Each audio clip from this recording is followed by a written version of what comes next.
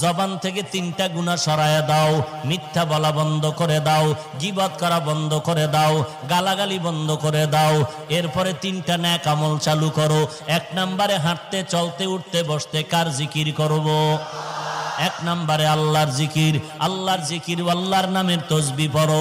সুবহানাল্লাহি ওয়া বিহামদিহি সুবহানাল্লাহিল আযীম, সুবহানাল্লাহি ওয়া বিহামদিহি সুবহানাল্লাহিল আযীম। পারা যাবেনি? আল্লাহ আমাদের কবুল করেন। 2 নাম্বার, আল্লাহর জিকিরের পরে কোরআন তেলাওয়াত করো। আল্লাহর কোরআনের তেলাওয়াত আল্লাহ পাওয়ার যত মাধ্যম আছে এর মধ্যে 2টা মাধ্যম বড় মারাত্মক গভীর। 1 নম্বরে নামাজ, 2 নম্বরে কোরআনের তেলাওয়াত। বেশি বেশি কোরআন তেলাওয়াত করো। যদি কেউ বলেন হুজুর কোরআন তেলাওয়াত জানি না, কোরআন শরীফের যে কোন